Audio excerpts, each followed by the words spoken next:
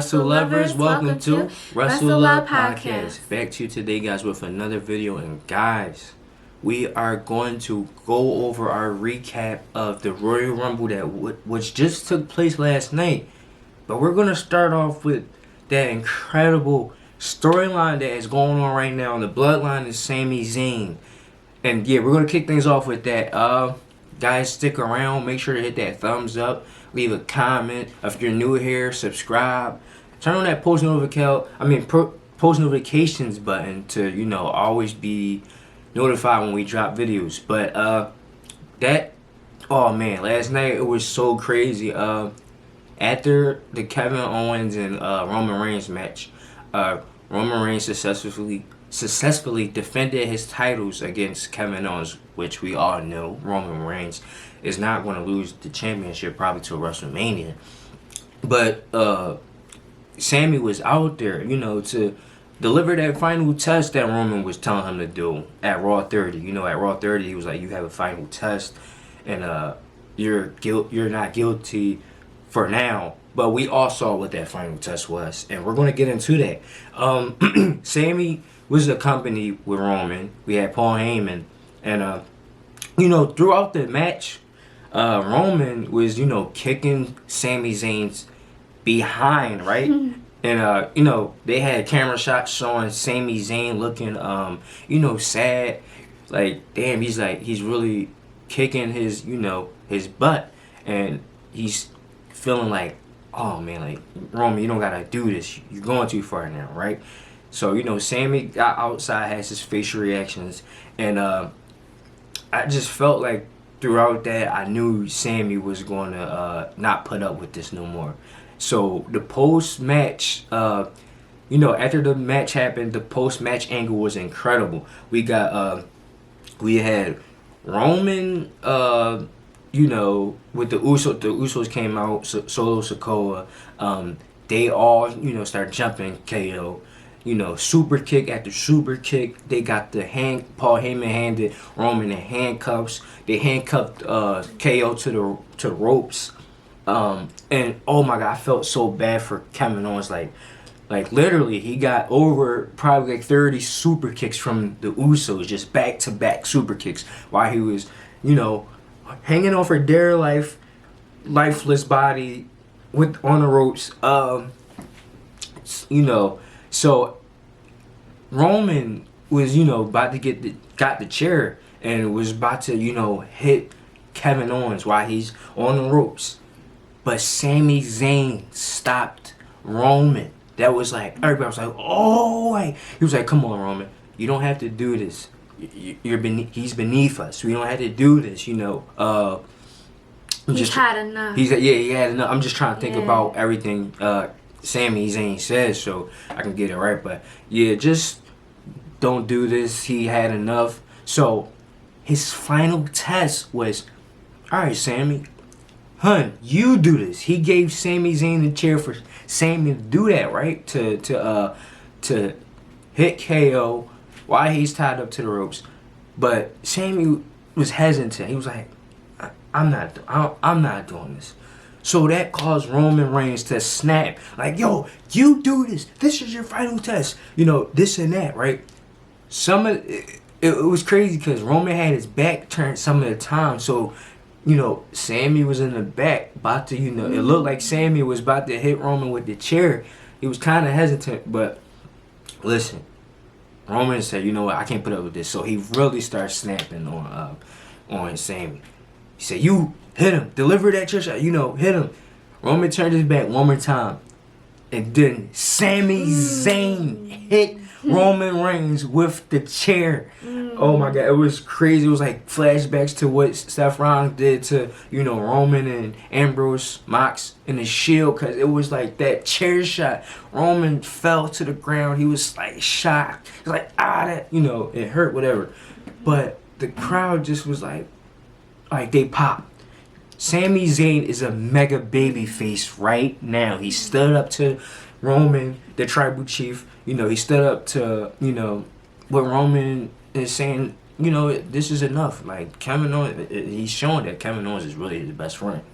But after after Sami Zayn, hit Roman with the chair, Solo Sikoa and Jimmy Uso just start going to town on Sami Zayn because he know he messed up. They start attacking him. Roman Reigns get up. He's joining in, and then they look over to Jimmy. Now it's crazy. You got to keep this in mind.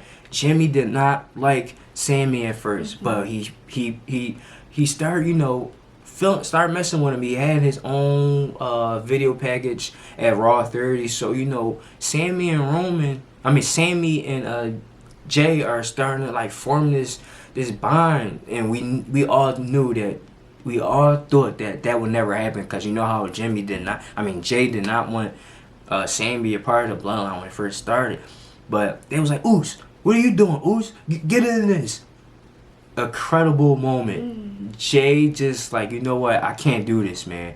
I love Sami. I love y'all, so I can't get in the middle of this. He just left. The crowd went crazy, man. He was like, yes, man, good job for you, Jay, because you stood up to Roman as well. I'm not about to do this. I like Sami now. He's a part of the bloodline. So he left. He had this crazy facial expression, he was walking away. People was cheering him, and he was crying. He was really sad about what was going on. And Roman continued to hit Sami with the chair over and over again, and put the red flowers from the necklace on Sami, and it was the crazy. Crowd hated him and started chanting. We got F you Roman chants. This was true mega heat from Roman Reigns because he really went crazy on just beating Sami and Kevin Owens. Wow, that was a true segment, guys. You have to go out your way to go see this if you didn't. Yeah. This was the main event of the last main event of the Royal Rumble. But we're going to get into the rest of the show, guys. We had the show first started. We had Pat McAfee return. He returned.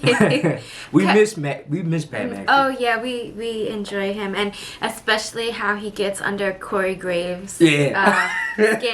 Corey Graves hates him. Yeah. So he returned. He made his way to the commentary table. They kicked off the Royal Rumble with the men's Royal Rumble match, guys. Which I didn't like that setup. I love for the men's Royal Rumble to be closer to the end, not the main event. It doesn't have to be a main event, but at least somewhere at the end, because that's what I'm anticipating, and I don't want it to be done in the beginning of the show and then just have no anticipation for it. So that to me was a little oh man, just a little bit of a letdown for me. Well, we all know why they did it. They was showing that Sami wouldn't be in the Royal Rumble, so people then had to get their hopes up, Sami should win the Royal Rumble. But we're gonna get into the Royal Rumble. So we had we had Gunther number 1, Sheamus number 2. A good callback to that match at Clash at the Castle. But Sheamus and Gunther started off as number 1 and number 2. Gunther lasted the whole match, guys. I'm sorry, I was supposed to put more stuff into it, but Gunther lasted the whole match. Wow. We got records broken. He broke Rey Mysterio record back when Rey Mysterio lasted for 62 minutes. I think it was in the 2003 Royal Rumble. Or, no, I think that was the Royal Rumble. It was one of those Royal Rumbles. Rey Mysterio had this long record of 62 minutes, but Gunther has taken it. 72 minutes, I think it was. New records has been broken. We're going to go over a couple spots in the match, guys, so we don't have to be here for a long time for time's sake. We got Booker T returning. He was the only legend in the match. Well, we got an Edge return too. But he was really just injured. Yeah. He was due to come back anyway. But Booker T also, he was the only real legend who came. But he was on the panel anyway in the pre-show. So it was he was already there. So it kind of made sense for him to just pop out. So yeah, they didn't really bring any other legends. Right. But of course, Edge popped everybody. Yeah. We knew he was coming, but I think you kind of forget as the show is happening, and then when you hear his music hit, you're like, oh, Yeah. I'm so excited. That was good. Who else? We got Logan Paul returning. Logan Paul came out at number 29. It was Rey Mysterio was supposed to enter at number 17, but he didn't come out. Dominic came out after that, so of course they were trying to let us know that Dominic probably was backstage beating up Rey Mysterio for him not to come out. He had a Rey Mysterio mask on, but we have a report from Dave Meltzer at the latest newsletter. Rey Mysterio Wrestling Observer. Rey Mysterio actually picked up an injury on Friday Night SmackDown on a match against Karrion Kross, so that's why he wasn't in the Royal Rumble match. But yeah, Dominic came out. We got Brock Lesnar coming out. Now, when Brock Lesnar came out, I knew he was going to clean house. We got Bobby Lashley coming out. He straight eliminated Brock Lesnar. And Brock was furious. He was like walking around the outside of the ring, just completely like suplexing and taking on. You reminded me. He took out a ref. He threw a ref into the crowd. He took the steps and slammed it on an announce table. Oh yeah. He was going mad. He was furious. And then the next person who came out, he suplexed him, I believe. Who was it? It wasn't Baron Ricochet. Corbin. Oh yeah. It was Corbin. It was Corbin. Yeah. We got just want to go over a couple more spots, guys, because we want to go through. Logan Paul and Ricochet. Yeah, Logan Paul and Ricochet had this like crazy spot. They both were on the outside of the ropes and they collided in mid-air. Like they jumped towards each other in mid-air. That was a crazy spot. Booker T came in. He did a spinning Rooney. He got eliminated almost immediately. Yeah, and then the big one at number 30 was Cody Rhodes. Adrenaline and my soul. Yeah, Cody Rhodes came in number 30. We all knew that Cody was going to win the Royal Rumble. So, guys, that was it for the Royal Rumble match. Oh, I just want to add, Gunther. Oh yeah, the last two. Yes, thanks for Gunther, reminding me. yeah. The last two was Gunther and Cody. Now, Gunther entered at number 1. He lasted the whole match until Cody Rhodes came out. They had their last, ending of the match. Cody eliminated Gunther after a few crazy chops where I thought his torn pectoral was almost back. How red Cody chest was going. I was like, oh man, he's injured again. But Cody eliminated Gunther after a good beatdown good matchup at the end. Yeah, that was it for the men's Royal Rumble match. I really felt bad for Cody because he looked like Gunther was really hurting him. Yeah. He really looked like he was in pain. And I'm kind of glad they brought Cody out as number 30 so he didn't have to be going through a lot. But I feel like even with Gunther, he went through a lot. So So I guess my prediction was accurate from our last video. But she did one. But we're going to get into the next match. Hopefully I get this right, but I think the next match was the Lights Out match. Pitch Black. Pitch Black. I'm tripping. Pitch Black match between LA Knight and Bray Wyatt. Now, she didn't like the match. I thought it was cool. I'm a huge Bray Wyatt fan, so he could do anything, and I still would love him. Like I see a lot of hate on Bray Wyatt, but listen, I feel like Bray Wyatt is doing his thing no matter what. But I did hear a report from Sean Ross Sapp saying it was going to be a lot of neon lights, so it couldn't be completely pitch black. We wouldn't be able to see the match. But a quick match. Bray had some paint, glow in the dark paint, so you can see him as well. The ring ropes were neon colors too. LA Knight had. Oh yeah, LA Knight had some neon gear as well, like his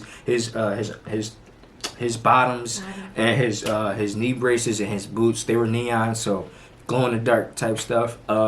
Match ended quickly. There was a little bit of stuff going on outside, but the match ended quickly.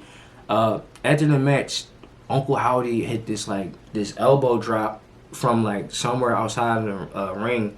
Had an elbow drop onto LA Knight, And that was that. And you could see all the characters from the Firefly. Oh yeah, the Firefly Funhouse Funhouse when was- Bray was entering, he was walking past the characters that was in the Firefly Funhouse. You had Huskis the Pig. You had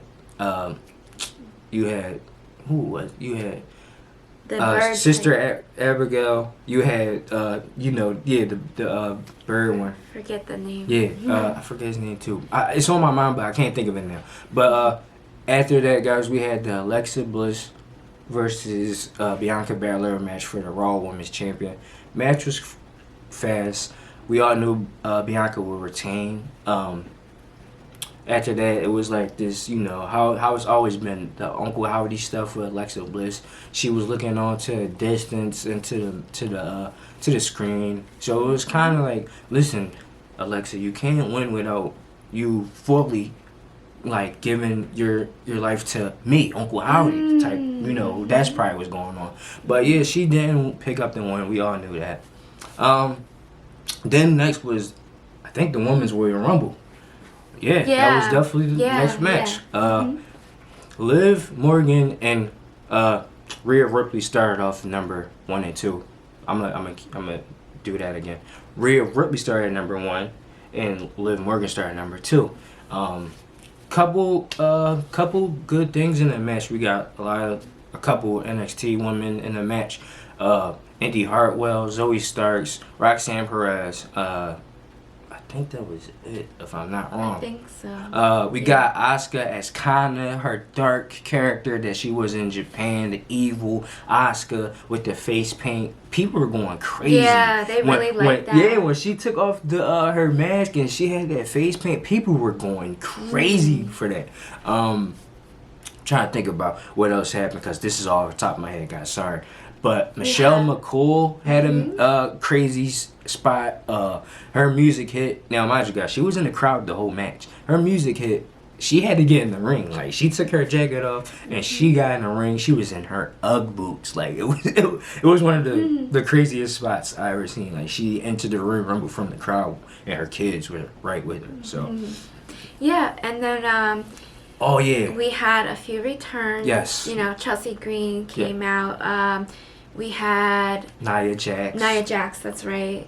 We did not have Naomi, guys. Now, we all thought Naomi was going to return at the Royal Rumble because we all know that there's rumors going around out there saying that she is on her way back to WWE because, Sasha went to New Japan and she probably could go to AEW, but we all knew that Naomi was like on her way back to WWE. Now, I thought this would be the perfect way to bring her back, but she didn't show up last night, and I was kind of hurt about that. I'm like, now how is she going to show up? But yeah, she didn't show up. Nia Jax returned. I think it was like number 30. If I'm not.